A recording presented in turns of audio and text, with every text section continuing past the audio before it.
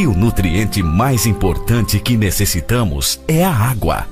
Veja a descrição da maior autoridade brasileira sobre água, Dr. Lair Ribeiro.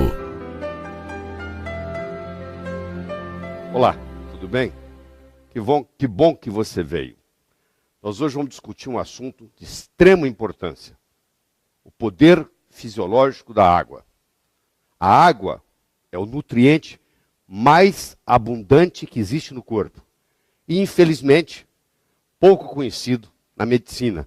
69% do corpo é água. Ora, se 69% do corpo é água, a água tem uma importância fundamental, maior do que qualquer outro nutriente. E nós, na medicina, aprendemos muito pouco e sabemos muito pouco sobre água. A analogia que eu vou fazer é de um aquário.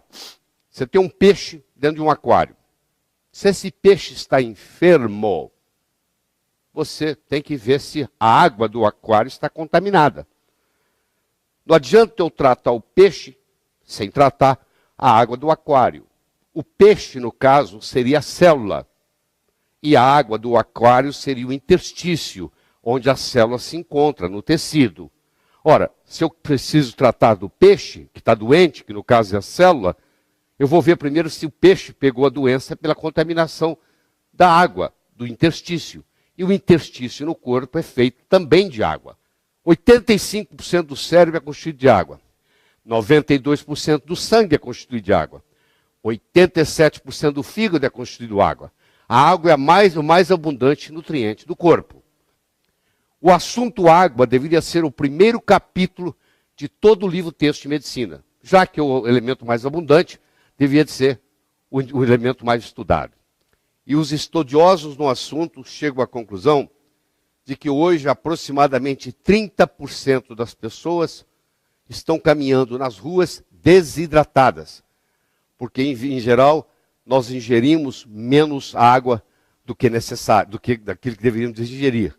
Quando você magnetiza a água, você tem um magneto, coloca a água sob a ação desse magneto. O que o magneto faz na realidade, ele muda o ângulo dessa água. E quando ele muda o ângulo da água, ele consequentemente muda o número de moléculas que se reúnem. Em outras palavras, eu posso criar uma água hexagonal, que seria a água ideal, seriam 6 moléculas de água juntas, de cada vez formando o que se chama um cluster, um aglomeramento, utilizando, por exemplo, ímãs. E às vezes você encontra no mercado dispositivos sendo usados para colocar dentro da água, para magnetizar a água. Então, quando estão tentando magnetizar a água, estão, na realidade, tentando mudar este ângulo da água, que o normal é 104,5.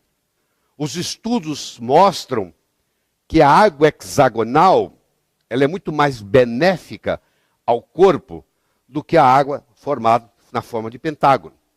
Então, nas células cancerígenas, por exemplo, nas proteínas cancerígenas, tem muito pouco água hexagonal em volta daquelas proteínas. Predomina a água com 5 moléculas. E quando você faz um tratamento e melhora, ela vai passando de pentagonal para hexagonal. Ou seja, o ideal seria a água se posicionar de modo a formar 6 moléculas, formando um hexágono, formando um cluster. Como vocês estão vendo aqui, a água dispositivo aqui do oxigênio e do hidrogênio, os ciclos maiores sendo o oxigênio, os ciclos menores sendo o hidrogênio, e você vai vendo aqui que elas se colocam numa posição hexagonal. O Dr. Moo-Sik John, que é um sul-coreano, uma autoridade em água no mundo, ele afirma que a água que circunda as proteínas anormais causadoras de câncer tem uma diminuição significativa do número de estruturas hexagonais. Então, hoje existe um incentivo, existe um estímulo em um paciente, por exemplo, cancerígeno, fazer com que a água dele se reestruture de uma forma hexagonal, e nessa reestruturação, na forma hexagonal, teria uma influência benéfica no tratamento do câncer, prevenindo metástase, etc. Então, existem trabalhos hoje mostrando que você pode fazer terapêuticas no corpo através da mudança da estrutura da água. Todas elas são H2O, mas a estrutura faz a diferença. Para nós termos vida, temos homeostase, temos equilíbrio, nós precisamos da existência de oxigênio, por seres aeróbicos, precisamos da existência de água, nós não ficamos sem oxigênio nem 3 minutos. Se faltar o oxigênio por 3 minutos ou mais no cérebro, nós já podemos ter lesões irreversíveis. Nós podemos ficar 2 meses sem comer, mas depois de 10 dias sem água, corremos o risco de morrer desidratado. Então nós temos o oxigênio, nós temos a água, nós temos os macronutrientes, que são as proteínas, os carboidratos e as gorduras, e nós temos os micronutrientes, que são as vitaminas e os minerais. Essa composição proporcional adequada faz a vida e mantém a saúde. Ou seja, à medida que nós envelhecemos, nós estamos mais propensos às doenças, em geral. Um indivíduo de 18 anos raramente vai doente para o hospital. Um indivíduo de 78 frequentemente está no hospital doente, com alguma enfermidade. Que enfermidades são essas? É a dislipidemia, é a resistência insulínica, é a doença cardiovascular, é o acidente vascular cerebral, é o câncer, é o diabetes tipo 2, é a pressão alta, é a morte prematura e é o envelhecimento precoce. A pergunta que nós temos que fazer nesse momento é a seguinte: será que a água que ingerimos está contribuindo para o aumento das doenças degenerativas? Será que a água que nós estamos ingerindo, de alguma forma, está deteriorada? Então, a primeira é a pureza, mas tem muitas outras. A nossa saúde pode ser melhorada através da melhoria da qualidade da nossa água e doenças podem ser realmente tratadas com água. Como eu disse, no Japão, isso já está ocorrendo.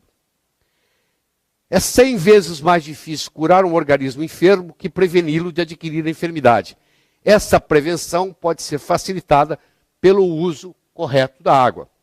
Se eu tomo muita coisa acídica, ácida, como o caso de refrigerantes, por exemplo, eu crio uma situação metabólica no corpo, onde os destruidores de ossos, que são os osteoclastos, são estimulados. E isso leva à osteoporose. Quem faz uso de refrigerante diariamente, a longo prazo, vai desenvolver osteoporose. A água magnetizada tem uma menor tensão superficial. Quando você põe a água no efeito de um magneto, você muda o ângulo, aquele ângulo que eu mostrei no começo, e, consequentemente, você muda o tamanho do cluster, o tamanho do aglomerado. Então, a água tem que ter pureza, tem que ter um bom pH, tem que ter um redox negativo, tem que ter uma boa condutibilidade e tem que ter uma baixa tensão superficial. Essa seria a água ideal. Essa água ideal é chamada de água ionizada. Ionizar significa ganhar ou perder elétrons. No caso, ela ganhou elétrons. Ela tem elétrons para distribuir. Por isso que ela é uma substância antioxidante. É a água que funciona como antioxidante, ou seja, não deixa você ter estresse oxidativo. Você toma ela 3, 4, 5 vezes por dia.